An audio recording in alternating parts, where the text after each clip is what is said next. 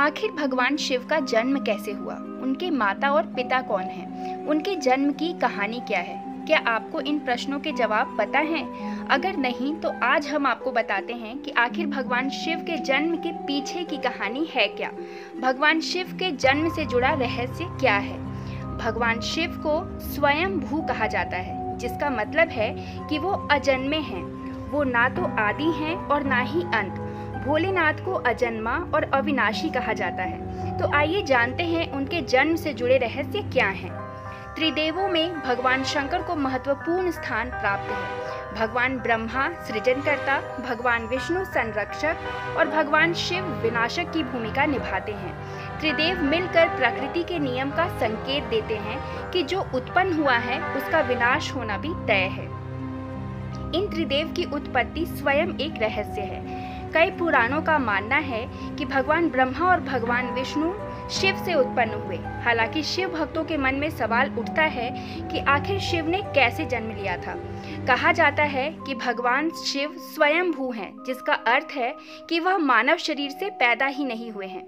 जब कुछ नहीं था तो भगवान शिव थे, और जब कुछ भी नहीं रहेगा, यानी जब सब कुछ नष्ट हो जाएगा, उसके बाद भी उनका अस्तित्व रहेगा। भगवान शिव को आदि देव भी कहा जाता है, जिसका अर्थ हिंदू माइथोलॉजी के सबसे पुराने देवता से है। वह देवों में प्रथम है।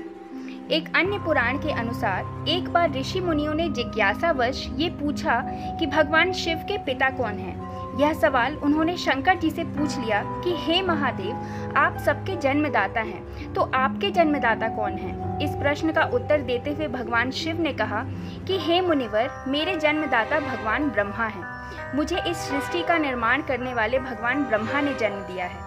इसके बाद ऋषियों ने फिर एक बार भगवान शंकर से पूछा कि यदि वे आपके पिता हैं तो आपके दादा कौन हुए?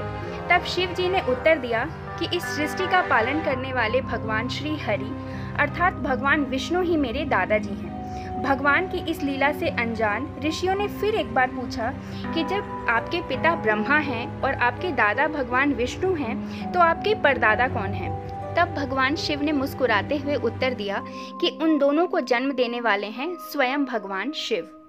हालांकि भगवान शिव के जन्म के बारे में एक कहानी प्रचलित है। भगवान ब्रह्मा और भगवान विष्णु के बीच एक बार बहस हुई। दोनों खुद को सर्वश्रेष्ठ साबित करना चाह रहे थे। तभी एक रहस्यमयी खंभा दिखाई दिया। खंबे का ओर छोर नहीं दिख रहा था। भगवान ब्रह्मा और विष्णु को एक आवाज सुनाई दी। उन्हें एक दूसरे से मुकाबला करने की चुनौती दी गई। उन्हें खंबे का पहला और आखिरी छोर ढूंढने को कहा गया। भगवान ब्रह्मा ने तुरंत एक पक्षी का रूप धारण किया और खंबे के ऊपरी हिस्से की खोज करने निकल पड़े।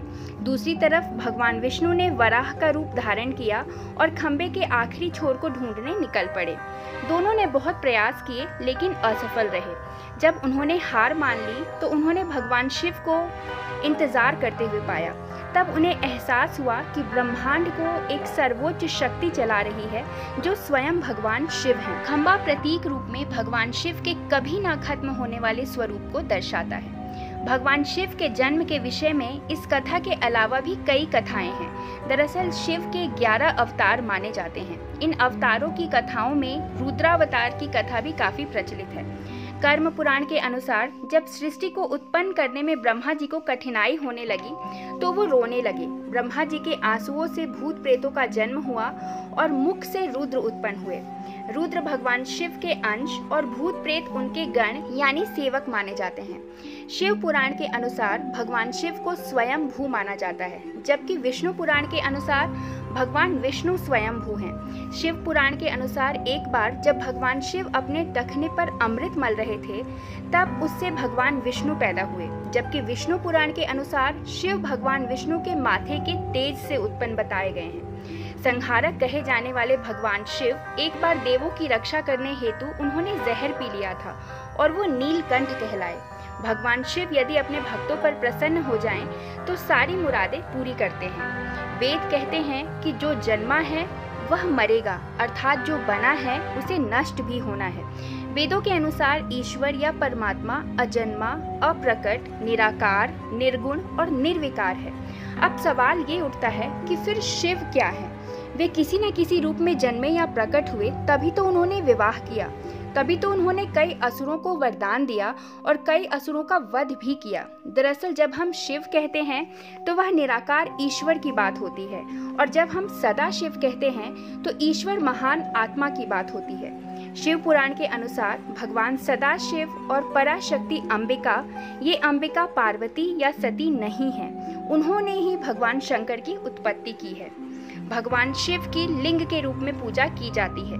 जटाधारी शिव शंकर को प्रसन्न करने में किसी को भी ज्यादा कठिनाई नहीं उठानी पड़ती है, बस सच्चे मन और श्रद्धा से उन्हें प्रसन्न किया जा सकता है। दोस्तों, ये वीडियो अगर आपको पसंद आई हो तो एक लाइक ज़रूर करें और ऐसे ही अन्य वीडियोज़ के लिए हमारे चैनल पे बने रहें। धन्यवाद।